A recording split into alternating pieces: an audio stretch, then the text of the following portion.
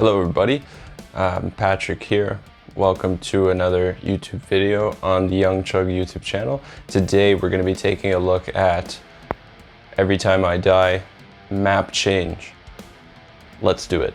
As always, I would really appreciate if you left a like or a comment on this video if you enjoyed it and you want other people to see this. This is all pretty much based on fact check with the official tab, so that way everything is as accurate as possible in terms of chord voicings. As well, the BPM of this song, it's 206 BPM. We're gonna play the first riff at full speed.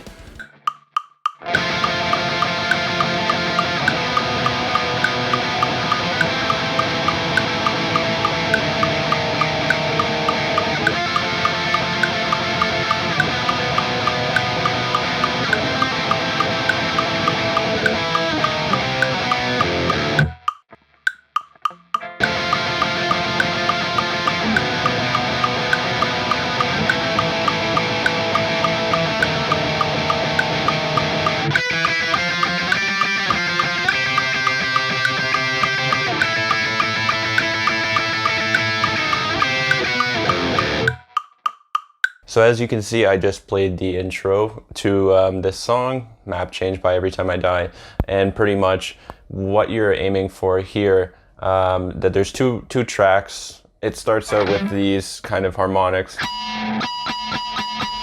which coupled with feedback from real amps would actually make it sound like the intro does, where it's like basically enveloping itself in feedback. Then we go straight into these chords, and these chords are pretty much also present in the chorus as well at times. Yeah, because this comes back.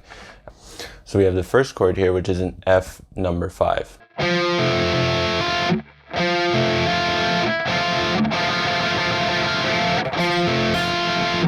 Then it goes into, this is basically a power chord shape, except our fifth is dropped a half fret, so it's got a more dissonant sound to it. Then it goes into, this is effectively, this is a D right now, but anyways, a minor chord, and then drop that root a half fret pretty much, so that we are first fretting like this, and then your root finger, which is your third finger in this case, this one, would go down a half fret. So it would be, the chord progression goes like this: F number 5,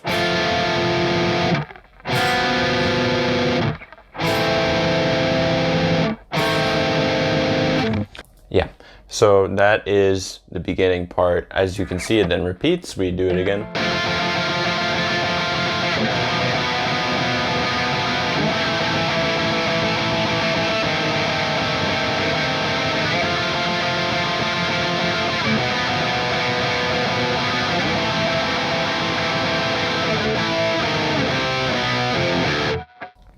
And of course, what we're looking for here is the chord switches have to be smooth. This is a hard thing, because like you need to make sure that you're muting between the chord switches with your the bottom of your hand, so that way it's a nice and easy change. You would want to make sure you mute it as well as possible. And this little run at the end is cool. You have this extended chord, and then that same shape we saw here.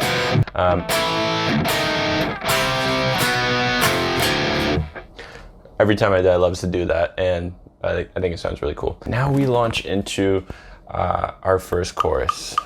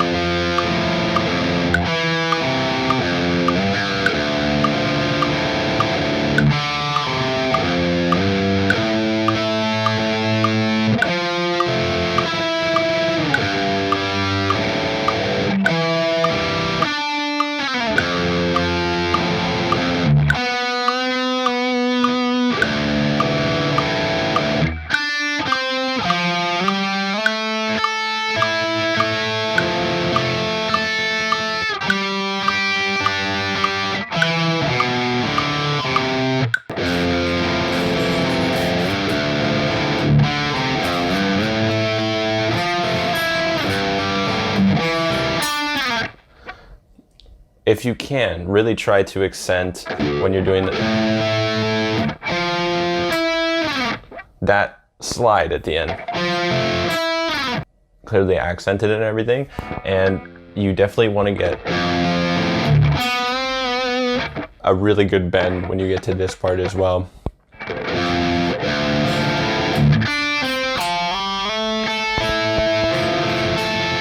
As you can see, when you get to this part, there's one chord that you would hold here.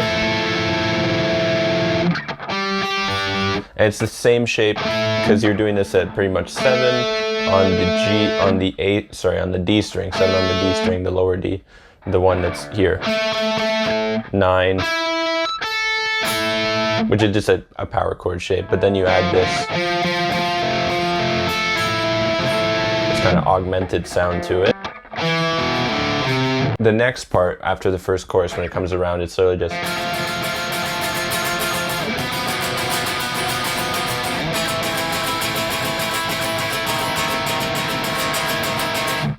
where it's just here you actually have some notes left out. Like that's you're slamming that's the rhythm, right? But when you come back to it and he's saying, I'm stuck she's going down with the captain, oh, right? So like he's doing it softer as well.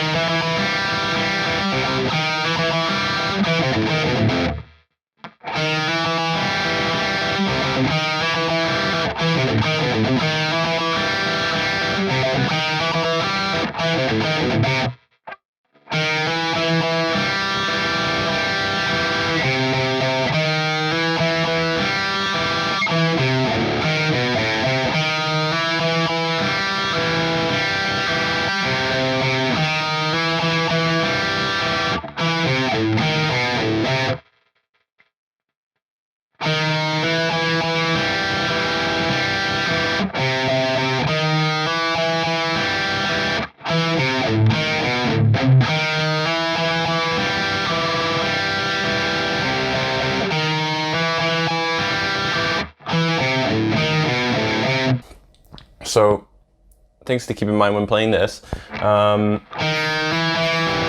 As you can see, it starts at the first fret on D.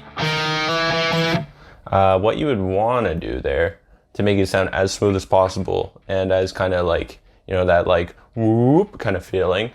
As you can see, it's like pick, slide,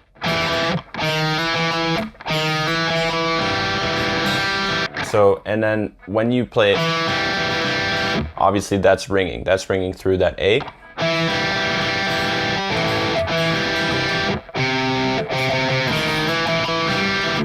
And then here you have this pretty much.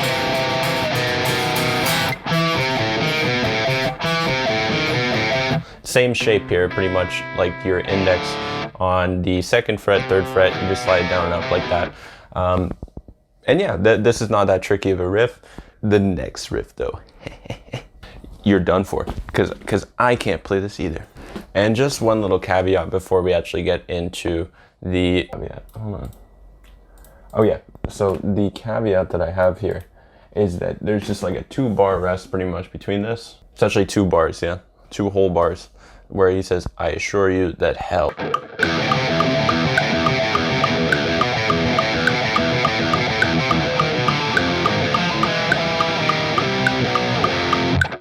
That's as best as you're gonna get from me.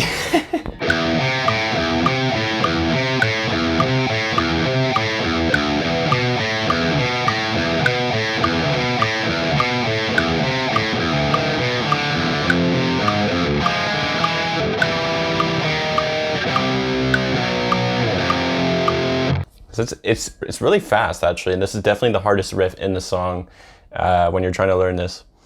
So this is the one that you're gonna have to practice the most probably. This pattern of I think it's literally 8 notes. Yeah, pretty much. As like 3. 1, 2, 3, 1, 2, 3, 1, 2, 3, 1, 2, 3, 1, 2, 3, 1, 2, 3.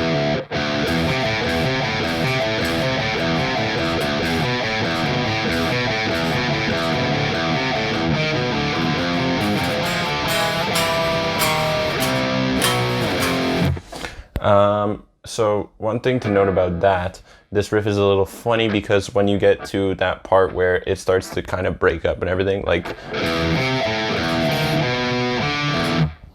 that little part there is really difficult to fret because you're pretty much, like, you know the shape of an E major, right? It's that same kind of shape.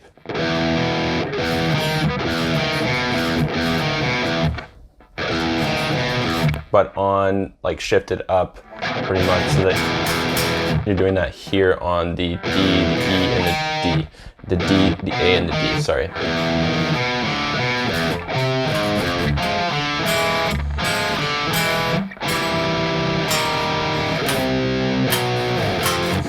Yeah, I guess the tip that I have for that one is practice.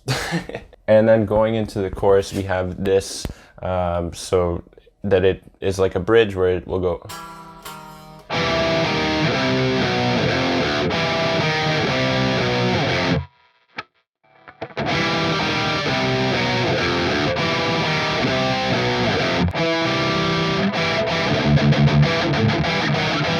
There is no difference between this part here and like the part that we learned earlier, so just repeat that. And then we have what we call the build part, where it's just chords.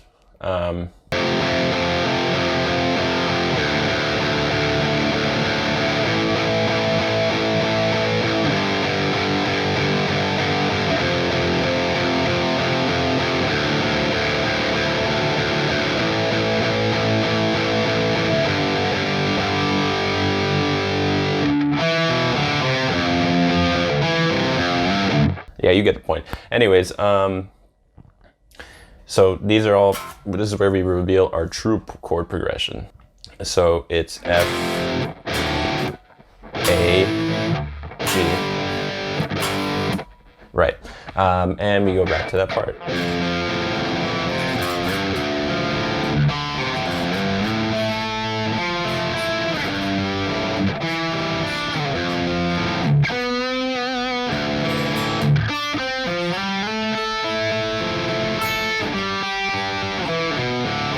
There's not actually, it pretty much repeats, and there's not even a single difference as we go through it, because the end of the song is literally just this over and over again repeating until it fades out and everything. Super fun, super cool, amazing song. Please check it out.